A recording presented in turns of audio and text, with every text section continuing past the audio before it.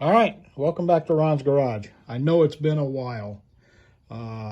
Life gets in the way, and sometimes you just gotta, you gotta do what you can when you can. And I've got some stuff done.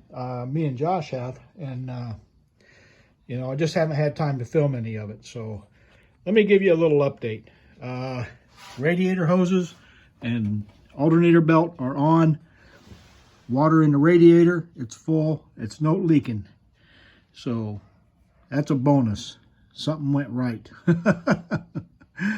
So I got 6 of the 8 spark plugs changed. Let me show you this little saga. Of course, the spark plug wrench or the spark plug socket I have will not fit on the back 2, 7 and 8. So I thought about cutting it. But there just wasn't enough room to cut it and still have the flats to grab onto the spark plug. So I broke down and bought a special socket for headers.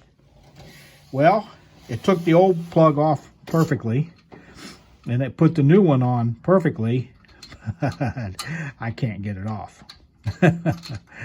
That's special. Now I have cut it on both ends. I've been grinding on it. I've had that plug in and out 4 times. Trying to keep enough stuff to turn the wrench and to bite the spark plug, and at the same time be able to get it off. I'm close. I even angle cut the flat part where the wrench goes. It's freaking close. I don't know if you can see it down in there, but just another fuzz. So I'm going to take it off one more time. Not today. I'm tired. I'm just got home from work. Well, I got to the garage from work anyway. And so that's coming up. One thing we did get done, and I might need a bit of advice on.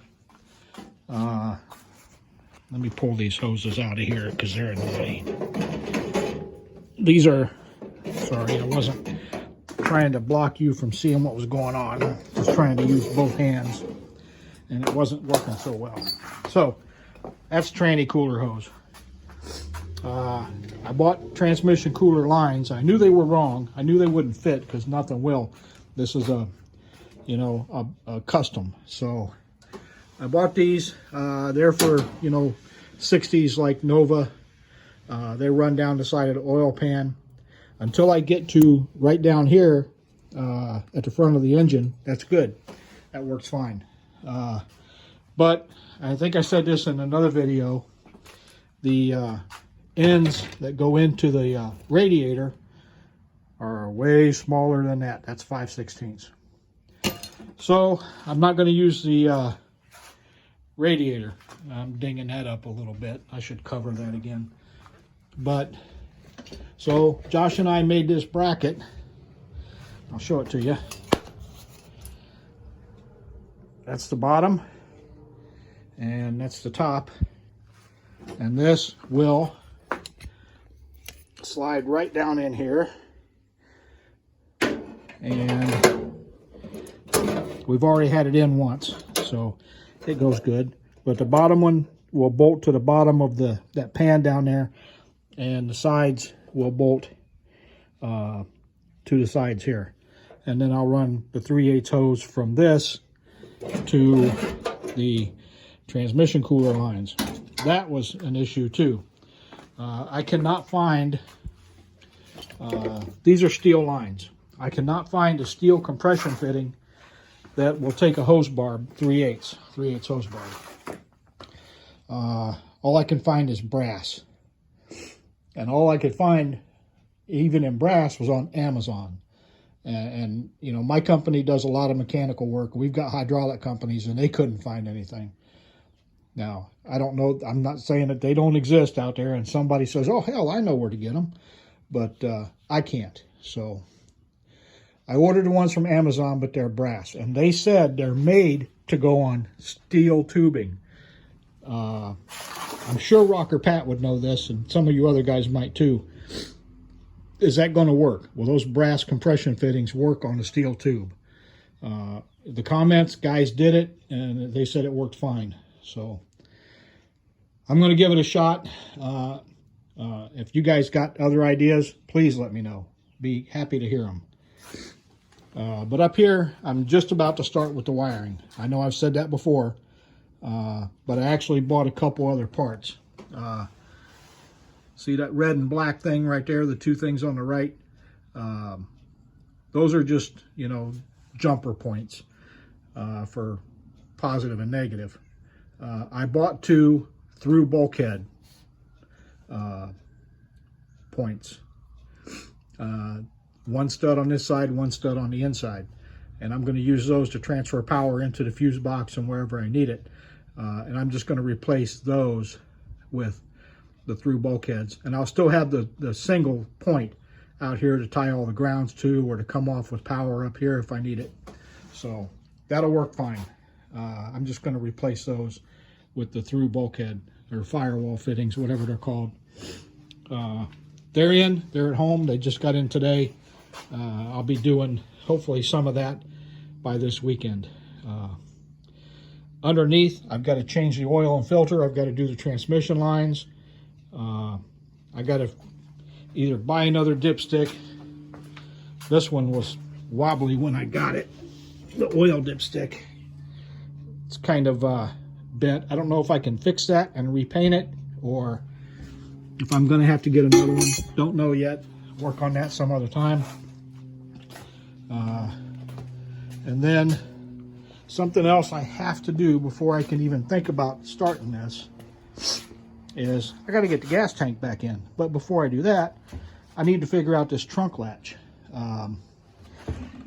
This does not look stock to me. It's got this in it. It's loose right now because I got the bolts loose. But that would go up onto the trunk lid to an apparatus like this. I just kind of put this together real quick, which goes down in there and holds everything shut. I think the stock, but I'm not sure. See these things here? They look like they're guides for rods that might have come out to hold this. And I can't find anything in here inside the trunk that looks like it would accept that. So, and of course, there's no sign of any handle that would have been out here anywhere, even up here, to operate those. So my plan is to use this, and then it's got a piece of a wire here that does operate a release mechanism. So like I said, my plan is to use that and run a remote cable up to, follow my finger, up to there somewhere for the trunk. So I've got to get that done because I need to be in there to adjust everything. You know, Josh shuts me in the trunk. He gets a kick out of that. And then once I get that figured out, then there's two of these. They are the bottom supports for the fuel cell. I need to paint these, and I've got some rubber stripping to put on them. They go in there at the same places that these things are, these grooves. And then I've got some metal that I will make the top straps for. I've got my anti-roll valve installed. I've got the fittings I need to make the vent to go through the floorboard. So then I can put the gas tank in, strap it down, hook it up permanently, put gas in that thing, and then when I turn the engine over, I can flush that fuel system out. So that's where I am right now. We are close. A lot of little things to get done that I just went through with you. And then some wiring, and it's ready to start and drive, I think. But the alternator looks good. The belt lines up perfect. I had to go through 4 lower radiator hoses to find one that had the right curves in it that I could make match up. That's okay though. I have the number. So I can rebuy it if I need to. So that's all good. Where am I? That's the dash. Nothing's wired yet, of course. The fuse box is in behind where the glove box door will be. So that's where I am. I want to get it done, get it on the ground, and drive it. So I know, like I said, I know it's been a while, and I am so delinquent in watching your guys' videos. So I will try to catch up, I promise. You know, just stuff happens. I know you guys know what I mean. So anyway, thanks for watching, and I'll post this tonight. This is Wednesday night, and we'll see what happens. So, but like I said, we're close and we're working. We just haven't had time to video anything. So, all right, y'all take care, and thanks for watching. Bye.